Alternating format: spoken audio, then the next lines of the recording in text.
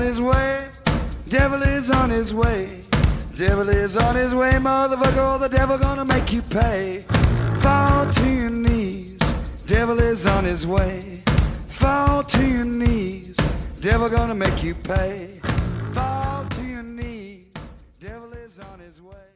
Motherfucker, he's on his... Mountain Murders is an Appalachian true crime podcast. Listener discretion is advised. The show contains graphic language and depictions of violence. It may not be suitable for all audiences. We say fuck a lot. And we're back. Hey, Did you have a good break? you know what? I got a lot accomplished. While the search party used the Eastridge apartment complex as like a base for the search, Fred Coffey Jr. stood in the building's doorway watching the scene unfold that evening. Ah, yes. Interesting. So the last person seen with the poor lad is also kind of hanging around watching the activities of the search. Yes. That's interesting. Family even noticed Fred Coffey watching. Oh, so he's really lurking around. I mean, he's just there. He's there probably for hours Yeah. if everybody's noticing him. Yeah. Shane King was described by those who knew him as a really good kid who was often seen helping his mother and grandmother with the laundry. Like one of the neighbors was like, he was such a sweet little boy, always helped fold the clothes. His mom didn't really have to ask him to do it. He was just super helpful.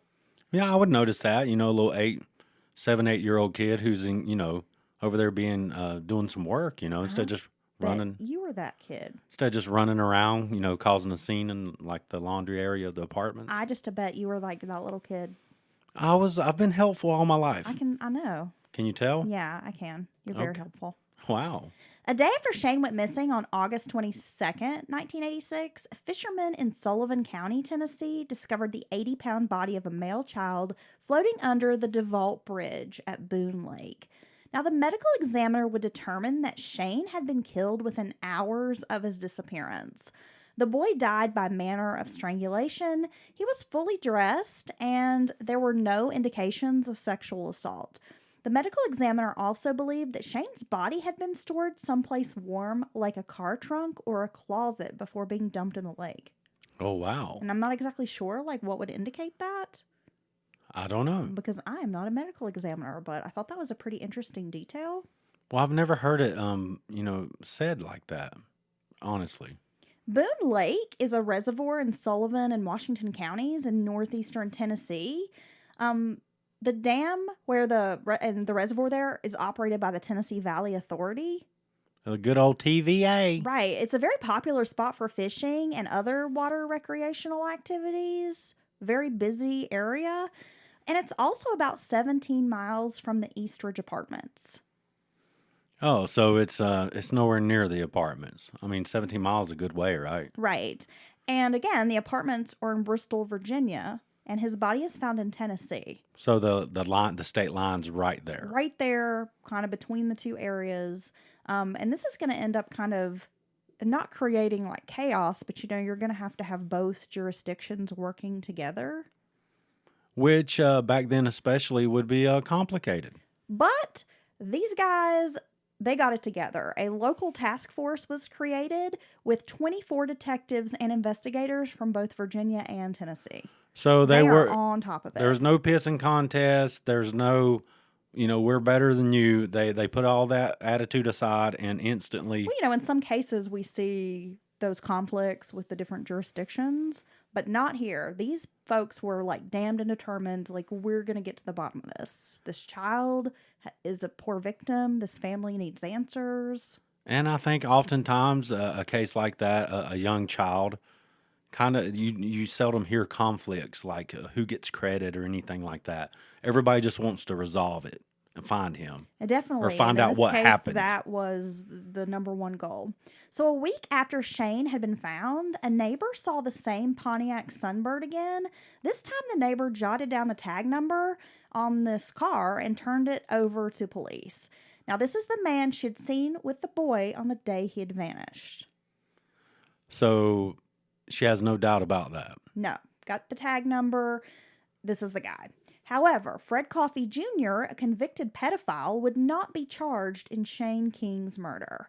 Fred Coffey Jr. bounced around a lot, and wherever he landed, children turned up dead.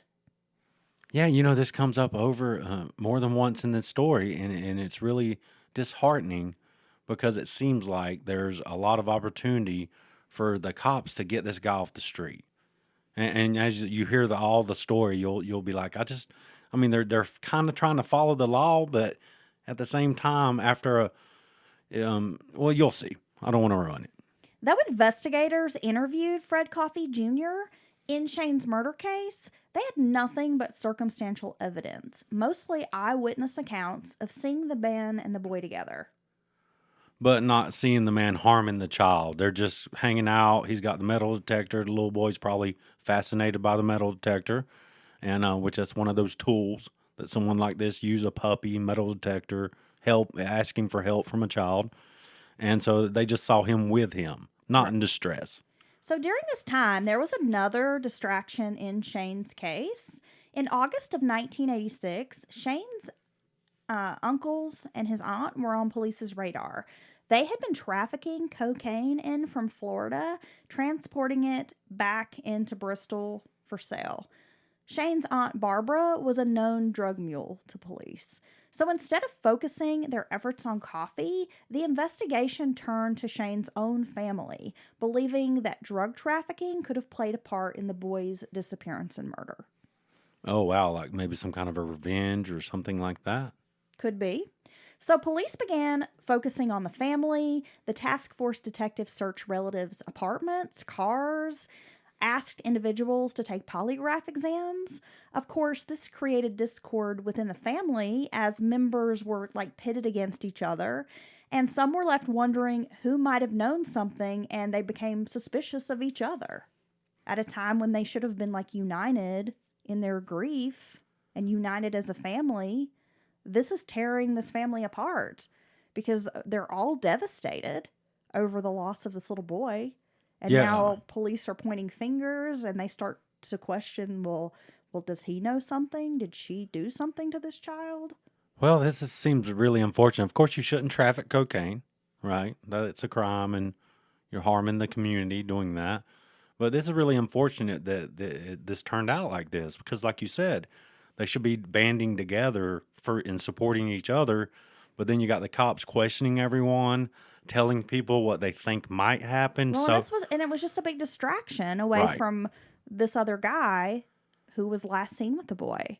So it just sort of took the resources and attention away from Coffey, and they're focusing on this family.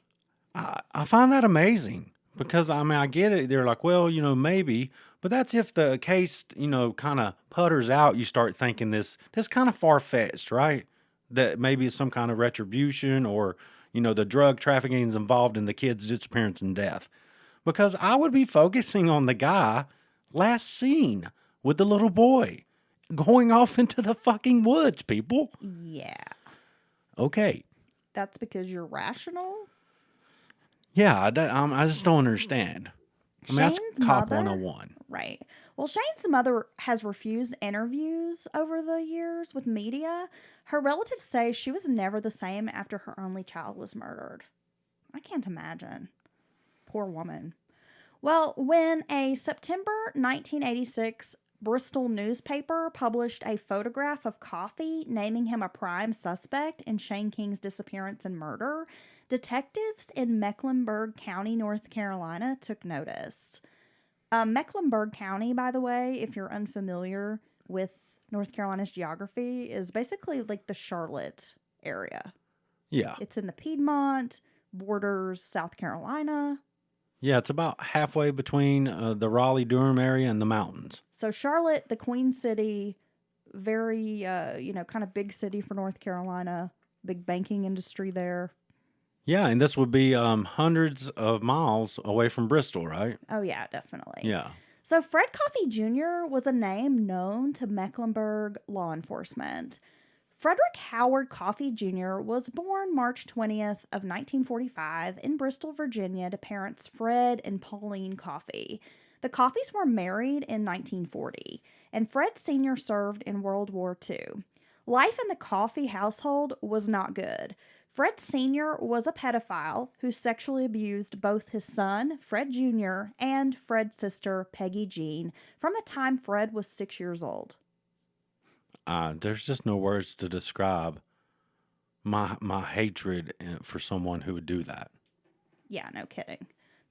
Just this whole story like made my stomach Yes, turn. this is very disturbing. When Pauline finally figured out what was happening to her children, she left. She fled, took the children, she divorced Fred. However, Fred Sr. on more than one occasion kidnapped his own children. He would abduct them, take them to a motel, then abuse them repeatedly, forcing the other to watch. How traumatic and horrible would that be to know that at any minute he could come back and take you again and do this horrible stuff to you? Any resistance from Fred Jr. or Peggy Jean resulted in violence and physical abuse from their father. It just sounds like they had a fucking horrific childhood. Well, it sounds like their father was a monster. He was a monster and retired from the army. And I believe lived in Asheville after he retired. So there's that. Now, when Fred Jr. graduated from Virginia High School, he was only 16. He soon enlisted in the U.S. Navy, where he would serve in Connecticut, Georgia, and then later Vietnam. After 3 enlistments, the military denied him a 4th enlistment.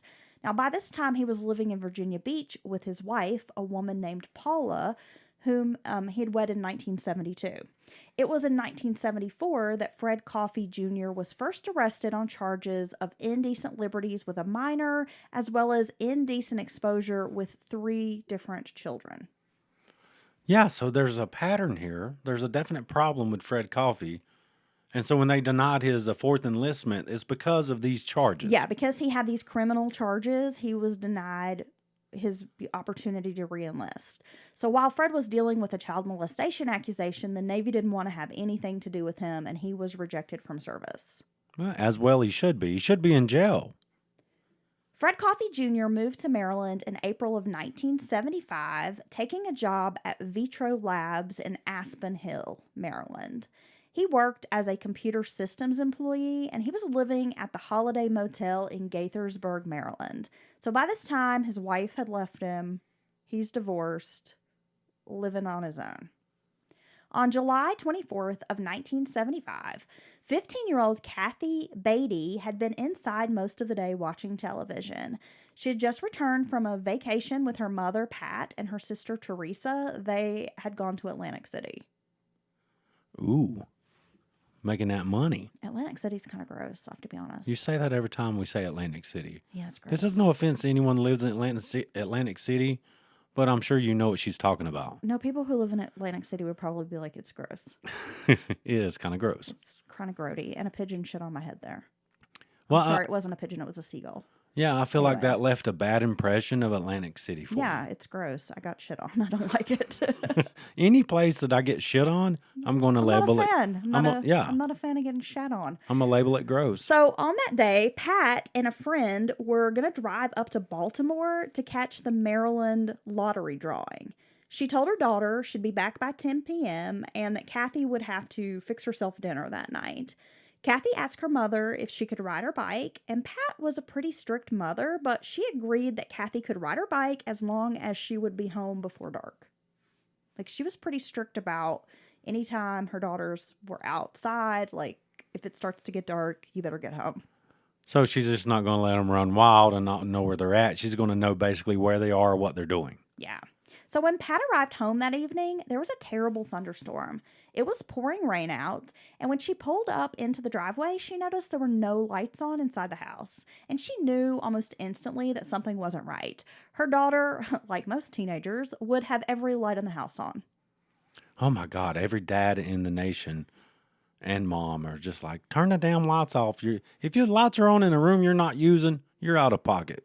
You're like that. You tell me this.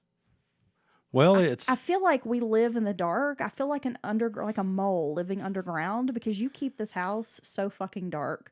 And I'm like half blind and I can't see shit.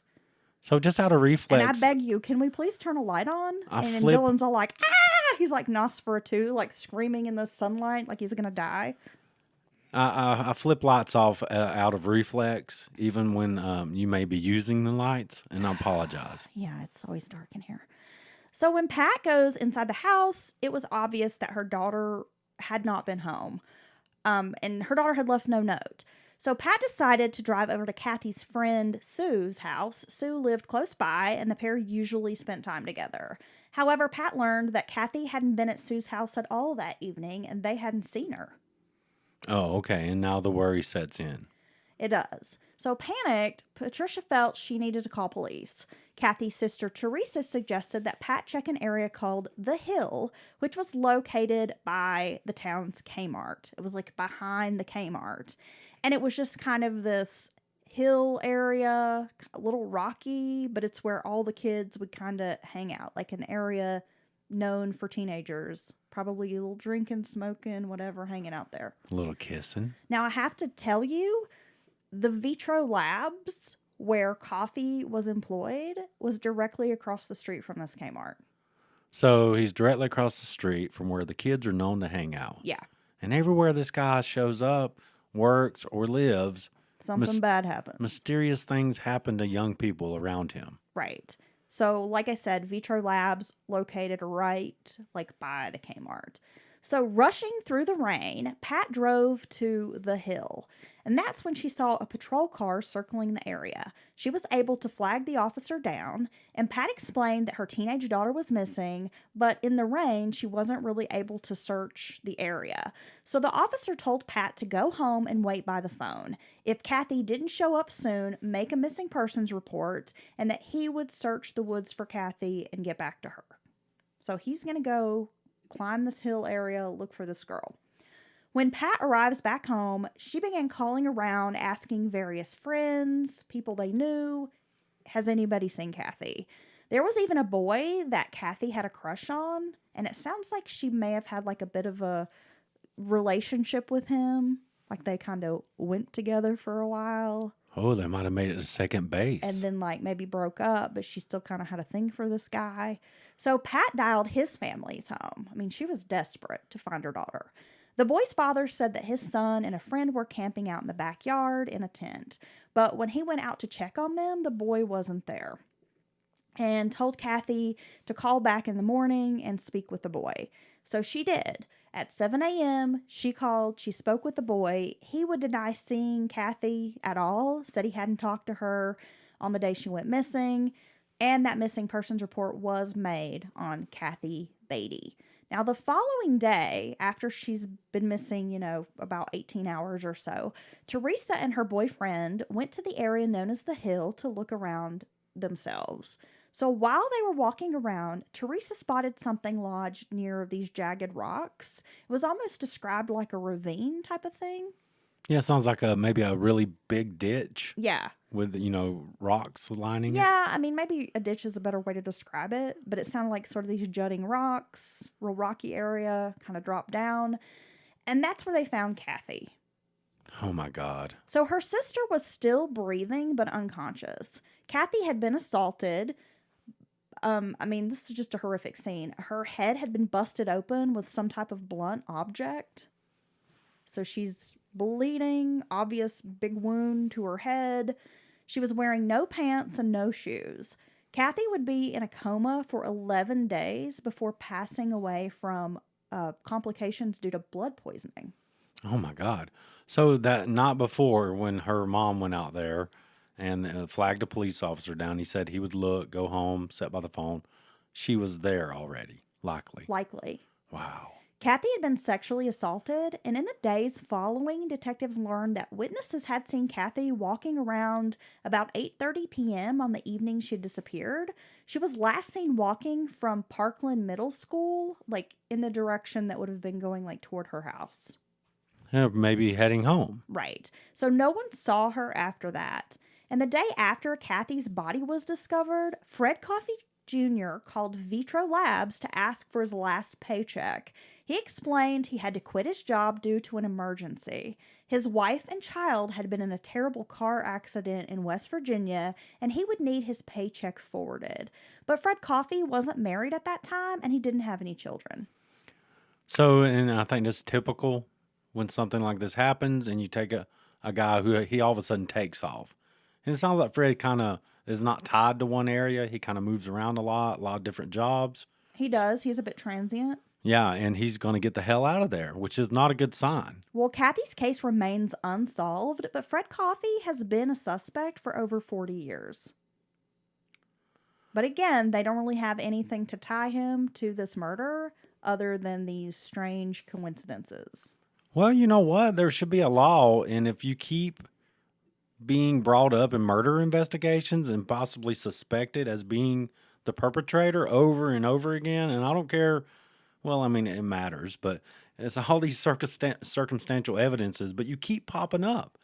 At some point, when does someone say, hey, we got to find something besides circumstantial evidence on this guy and get this guy? You'd wonder. I don't know. Jesus. It just blows my mind. I feel like there are people in prison serving hard time for like less evidence.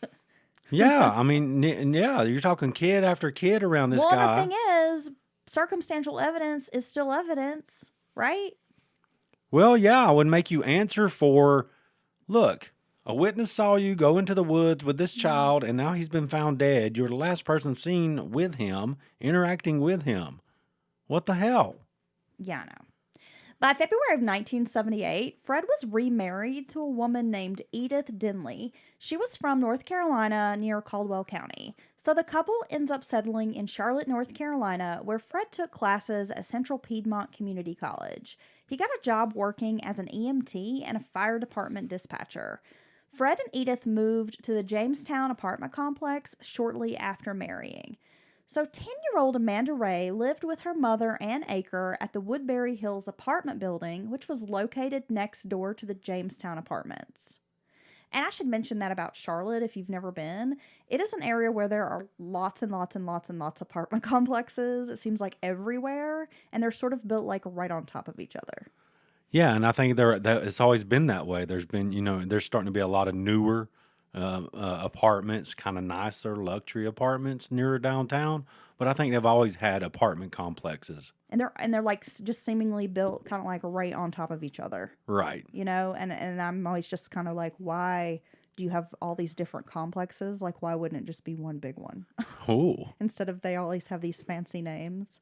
Like Foxcrest Hills, or you know what I mean? It's an apartment building. I know, right? Calm down. So we've got Woodbury Hills located right next door to the Jamestown apartments. See, there you go, Woodbury Hills. Yeah, I know. I always just get like cracked up at I want to know who names these communities. Ivy Falls Apartments. I lived in Steeplechase Ooh, Apartments. That's a popular one. In Maryland. Yeah. Yeah, because I think there was a steeplechase down there in Chapel Hill and Carborough area where my mom lived. In San Diego, I lived in a couple different places, but one of the apartment buildings, because I typically don't like to live in like a big apartment complex. Sometimes you have to, but it was called like something like La Casillo or something. Ooh. Yeah, I don't know. I can't remember exactly what it was called, but it was no Foxcrotch Hills or whatever. Foxcrotch Hills. Yeah. I want to build an apartment complex and name it that. I'm just kidding. Yeah. Okay, so back to our story. I'm sorry.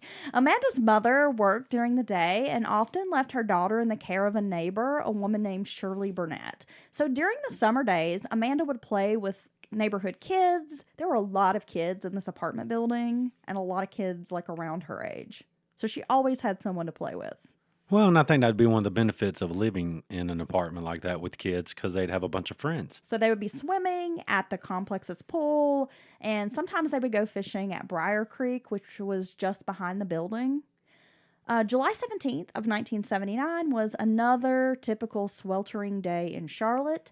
Amanda and a little neighborhood friend named Jerry Wayne Martin went fishing at Briar Creek. So while the children were fishing, a man approached them and began chatting. He was tall, thin, he had salt and pepper hair. He talked to the kids for about 15 minutes, and then he walked toward the Jamestown apartments. The following day, which was July 18th, Amanda was at the apartment swimming pool with friends. A neighbor named Tanya Ross saw Amanda talking to an adult man, and Amanda would later say that man's name was Fred. Tanya watched Amanda leave the pool area, and then she returned a bit later. So during this time, Amanda went back to Shirley's apartment, phoned her mother at work to ask if she could go fishing with a nice gray-haired man that she'd met the day before. And I'm sure her mom responded like most parents would. and told her daughter absolutely not. So when Amanda got off the phone, her babysitter Shirley, overhearing the conversation, again reiterated that Amanda did not have permission to go fishing. So she has this babysitter, but she still kind of runs around playing with her friends, going by the creek, the pool. And it's not like she's sitting in the house with a babysitter, right? Right, I mean, this is 1979. Yeah. So this was a time when, kids had much more freedom. Parents were a lot more lenient. We weren't helicopter parents back in the day. I mean, kids just kind of ran wild and did what they wanted. You came home at dark, Well, it's true. or you ended up on Unsolved Mysteries.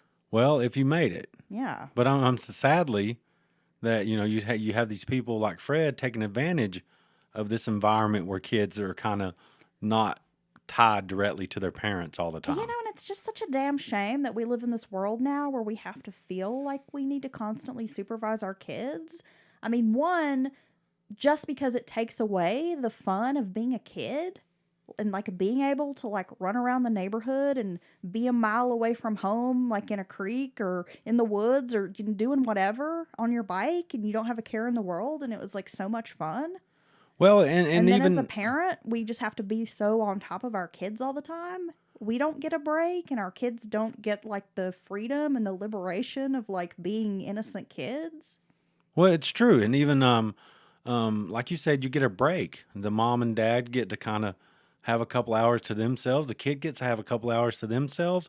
And nowadays, I don't think we have to be on top of our kids as much as we are and connected.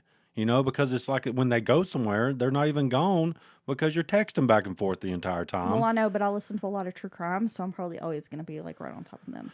Well, I know what you're saying, but it is really My son sad. will be 40, and I'll be sliding up in his DMs like, "Where are you? What are you doing? Right, but they're not getting that break from each other. And I think it was healthy Who are you with? for kids and parents to have those times. What time are you getting home? Call me when you get there."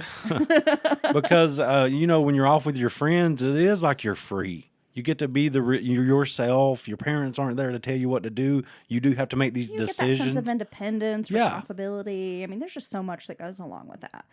So Amanda doesn't have permission to go swimming, and disappointed, she returned to the swimming pool. Tanya Ross watched Amanda return to the pool for a few minutes. Then she saw the girl like collect her belongings and depart with the man named Fred. So she's not listening. She's going to go fishing like she wants to. While leaving the pool, Amanda spotted another child in the neighborhood named Pamela Dowd. Amanda invited her friend to go fishing as well, but Pamela saw the man sitting in a white van and declined the offer. She's like, I'm not getting in a van with a man. She was just like, I'm not going with this strange man in a van. Nope, no way. And that's the right call. So Amanda told her friend, I'll see you later, then hopped into this white van. Raymond Claiborne, along with his brother Floyd and mother Mabel Tanner, were fishing at a wooded lake north of Charlotte between 1 and 2 p.m. And I tried every way in the world to figure out which lake they were at, but every news article, it just described it as a lake in North Charlotte. Okay. So I was like, is this Lake Wiley? I mean, there's like a couple. Lake Norman, isn't that one nearby? Yeah, I think we're going to call it North Lake. Yeah, I don't know. So, but that really bugged me because I'm very detail oriented, and I was like, what friggin' lake were they at? But anyway, so they're at this lake, they're fishing, and they notice when this light colored van pulls into the parking area, and they watched as a man and a little girl climbed out.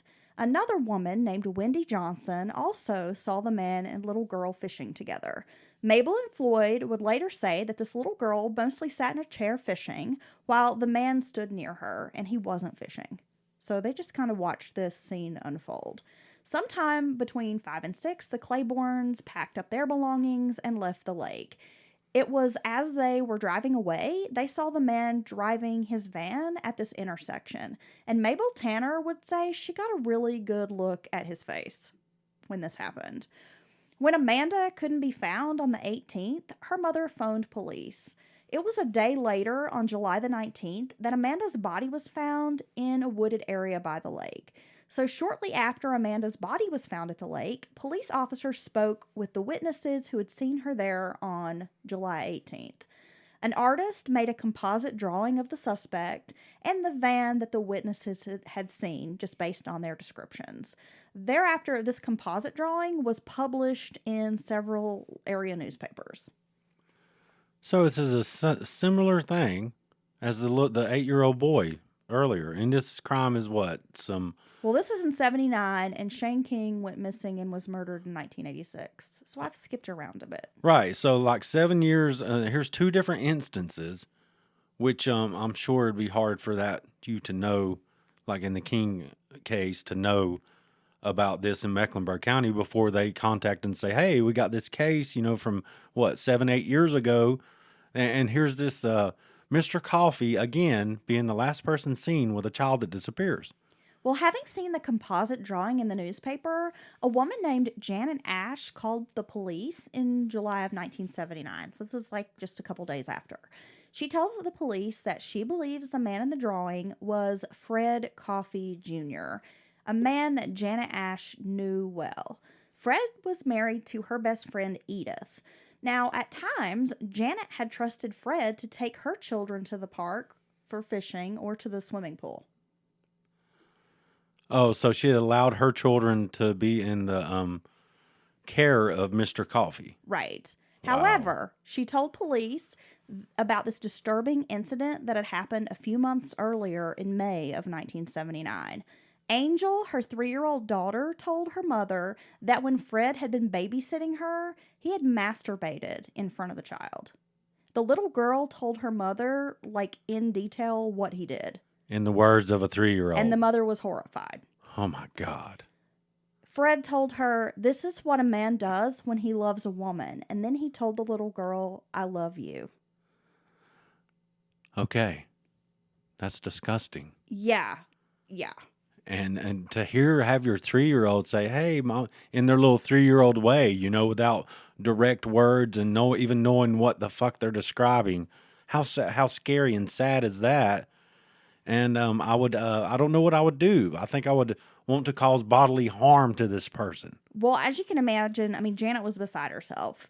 She confronted Fred, and he was seemingly ashamed. He told her he'd never done anything like this before, and he was deeply sorry. Janet told him that he needed to seek counseling from their pastor, and Fred agreed that he would see the pastor for help. Janet discussed the issue with the pastor and agreed if Fred would begin counseling with him, she would not turn him into police.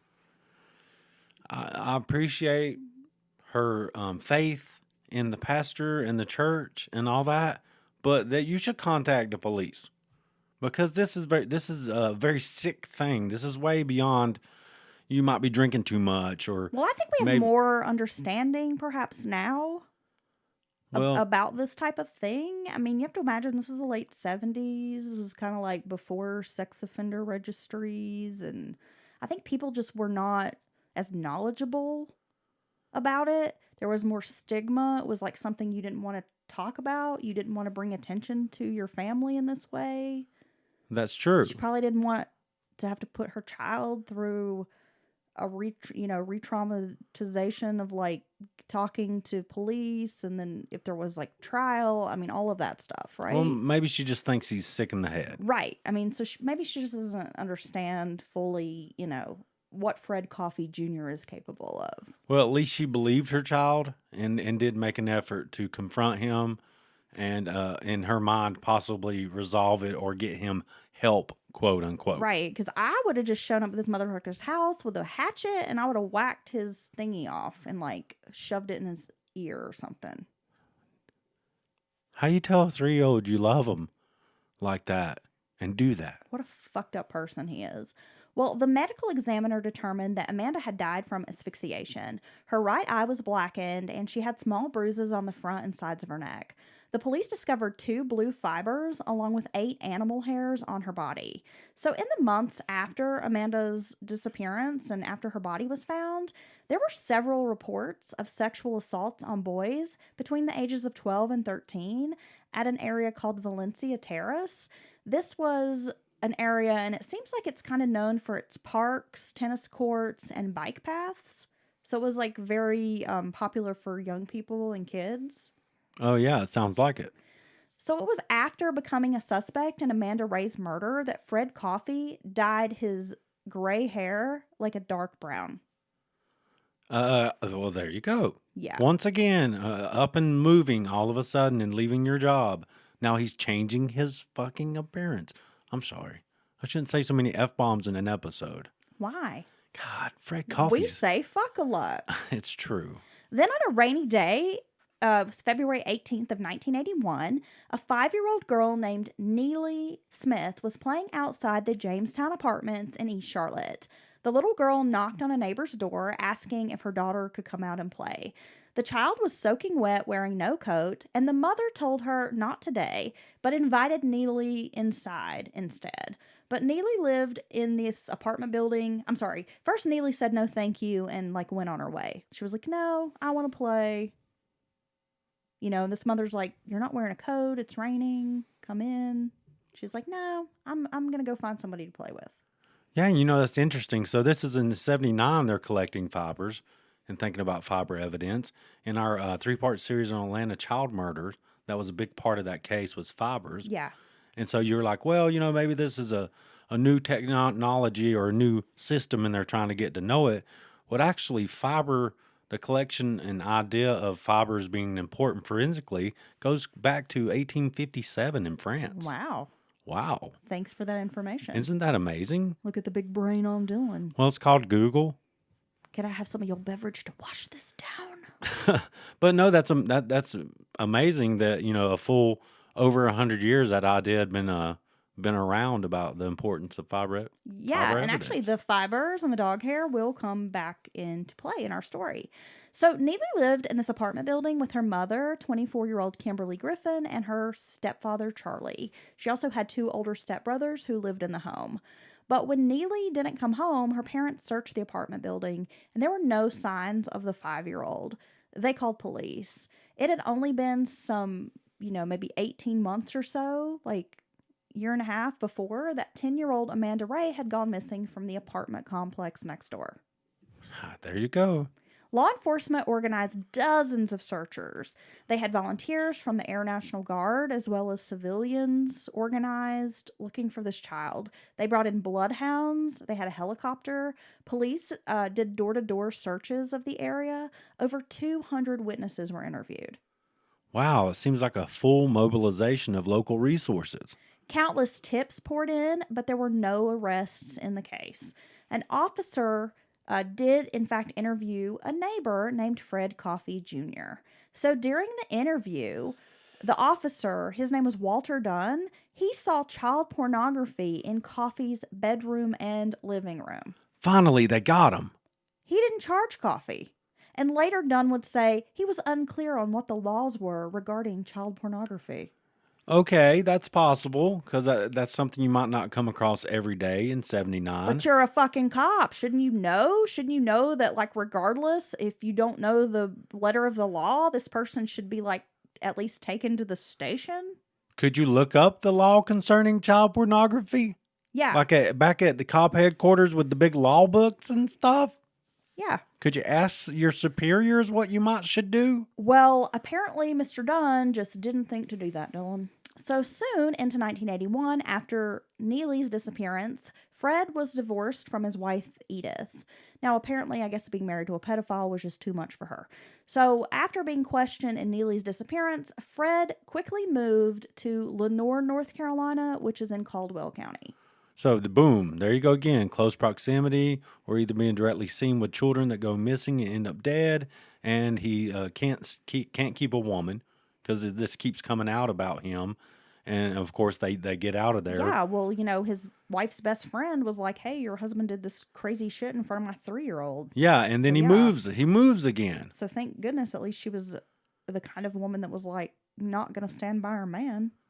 Well, yeah. Because it's very disturbing to me in these cases when their partner stays with them. Yeah, we've even had some cases where they seemed almost like they were enabling them. Yeah.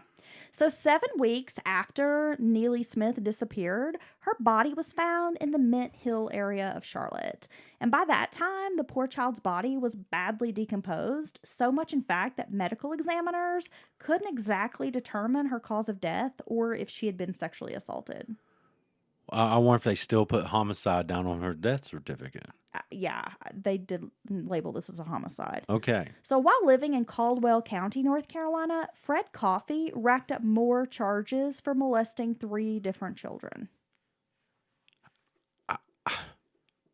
At what point do you stop this man? However, he skipped town before police could serve the warrants.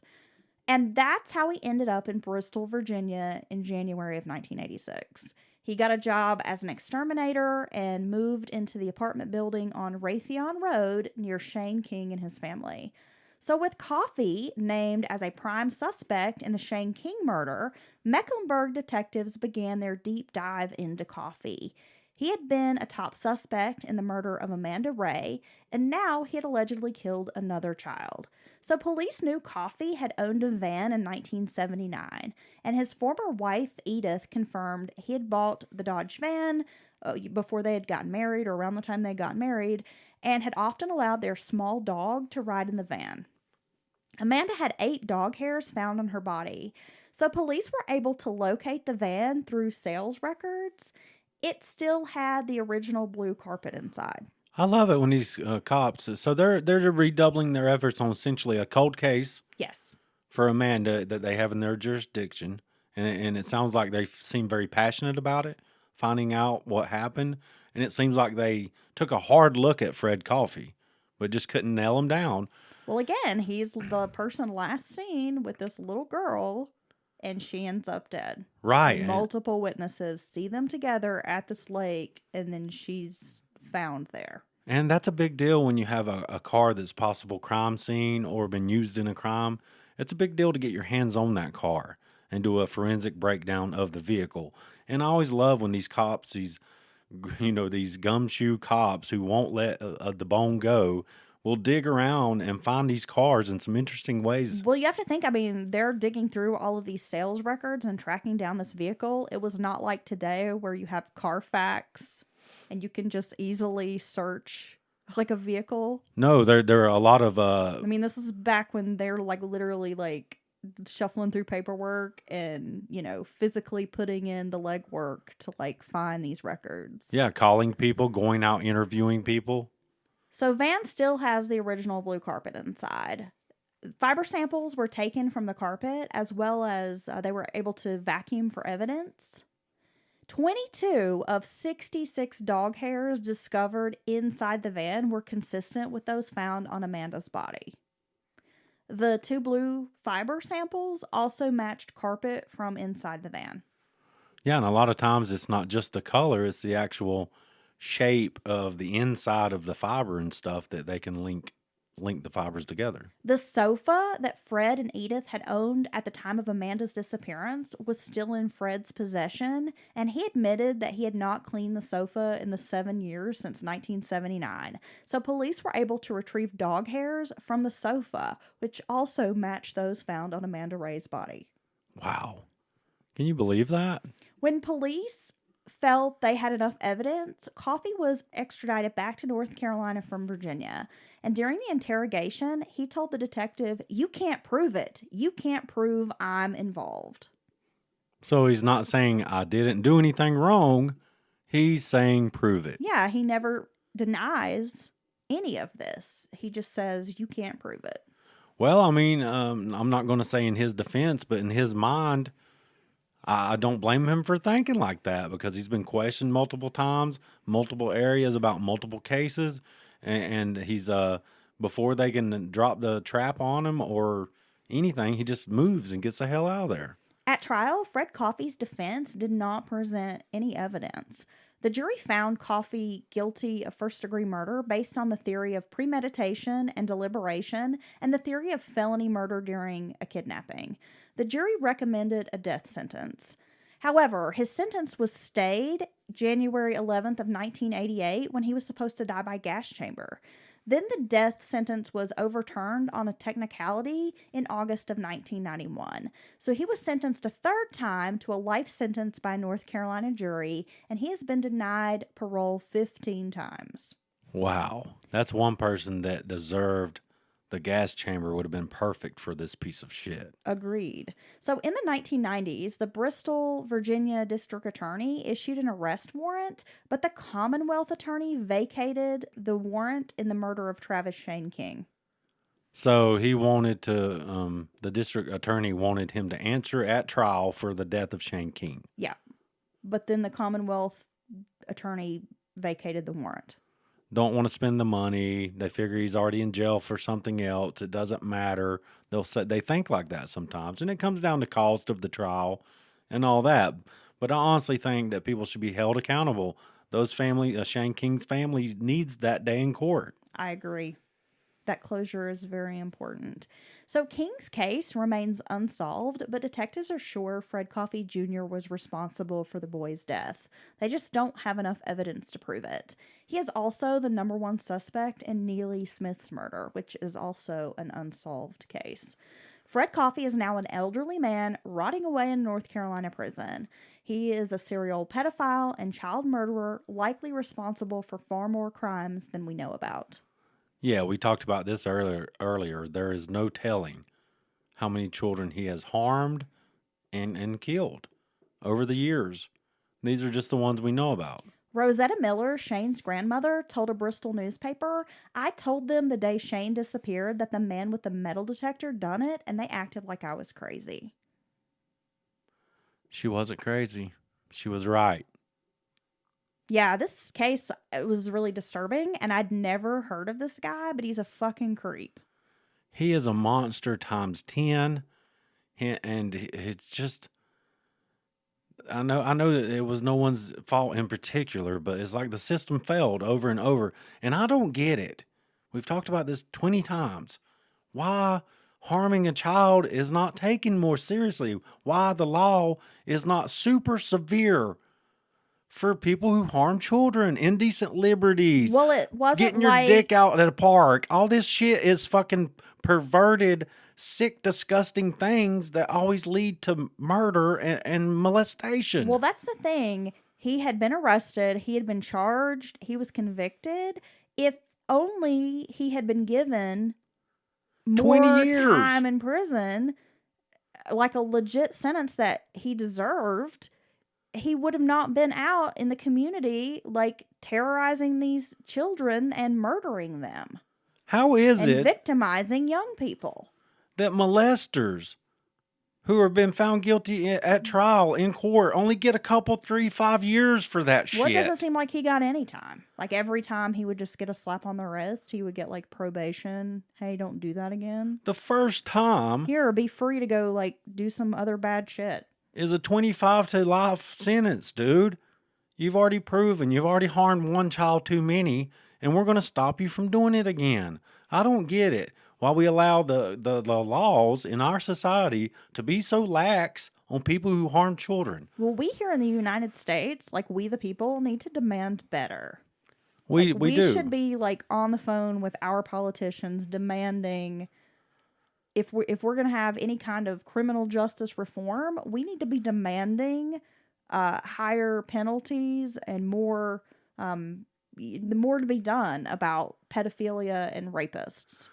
Rape is sexual predators. I was going to say that rape is definitely in there too. If we as a society can be like, yeah, that person deserved 20, 25 years for some cocaine or some drugs they were doing with other consenting adults, then I think we can put the rapists and molesters away for a long time too. You would think, right? Like if we lived in a perfect world, if we had a little genie, we could rub the bottle and be like, hey dude, make this happen. Well, step one It's is fucked up. releasing everyone incarcerated for nonviolent drug offenses, release them in an orderly fashion over the next 1 to 3 years. It would take some time, and make plenty of room for murderers, rapists, and molesters. Jesus Christ. Well, at least Fred Coffey is serving a life sentence, and I'm sure, he's an old man now, and I'm sure his life's probably not that pleasant in the can. It's still more than he deserved. It is more than he deserves. He deserved to die And choking. justice failed these children at every turn, it seems to me. And we have these unsolved cases, and I just want to know, like, why was there not more done? Like, why were you not searching his vehicle when he was the suspect from the get-go? If you had, okay. Why are you waiting Yeah. 7-8 years? And then like, oh yeah, now we can search his van. Why were you not crawling up his ass when he was your suspect, when he was the last person seen with these children? Why didn't you get fiber evidence then from his van he probably had at the time and the dog's right there? Why are we not searching this Pontiac Sunbird and looking in the trunk and looking in his apartment's closet to see if we can find any evidence linking him to this little boy's death? Here's When a you cr- have a medical examiner saying this child has been in the trunk of a car or has been kept in a closet for some hours in a warm space, why were you not searching his shit? So I don't understand. you question this guy in multiple cases, multiple jurisdictions, and his last person seen with the victim who's found dead and assaulted, his alibi's got to be shit.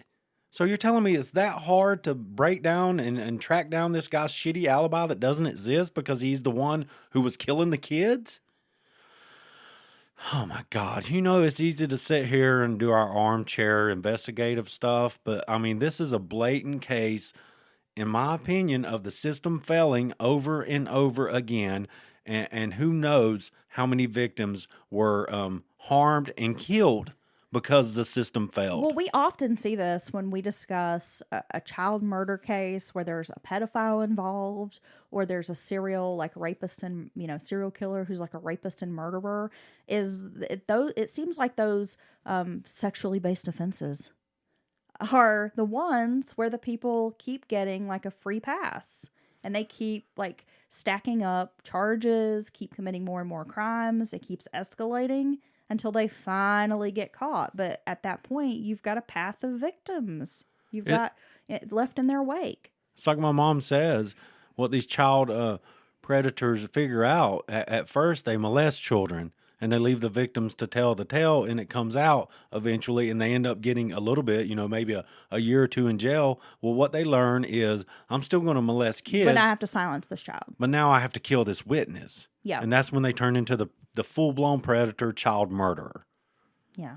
Oh, fuck. Well, I just wonder, I mean, if, let's say 1975, let's say Fred was responsible for the Kathy Beatty murder. I mean, she was a bit older. She was 15. But maybe he was still trying to fill out, the whole murdering his victim type of thing. Well, it's a crime of opportunity as well. And I mean, there she is. He can get a hold of her. If he is responsible for her murder. But if he's not, then that would make Amanda, the 1979 case, the first. The first we know about. But I don't believe that's so. No, I think he's done this before. he had more victims. And if someone had time to go back and comb through cases like in these areas of Connecticut and Georgia where he was stationed, I believe they would probably be able to tie some other child murders to this guy. I almost fucking creep. guarantee that you could find, and with today's computer technology and stuff, feed all this data in there. And when he was with the Navy and stationed all around the country, and he's moved everywhere he lived, there would be children disappearing around him. Yeah, I would I would probably bet on bet it. money on it. Yeah, absolutely. Well, that has been the story of Fred Coffey Jr. He is probably not known to you. I couldn't find any podcasts or any true crime stories, TV shows, like nothing, books based on Fred. My resources were all like scavenging old newspaper articles. Yeah, I've never heard his name. I went back and read newspapers from the 70s all the way up to the 80s. There are a couple more recent newspaper articles that you can find online about him, just being denied parole, that kind of thing. Amanda Ray's family does have like a Facebook page where they keep people like up to date on parole hearings and have people sign petitions and be a voice for Amanda, don't let this creep out of jail, that kind of thing. But yeah, this was a case that I had to do a lot of digging and background and research through many, many old newspapers to get all the details and information. Well, I think you did a good job. So he's a little known offender. These types of stories with these child predators really piss me off. But I know what your feeling about it is. Their story needs to be told. The victim's story needs to be told. And as a society, we can listen to this story, and we can pick apart what's wrong with this story.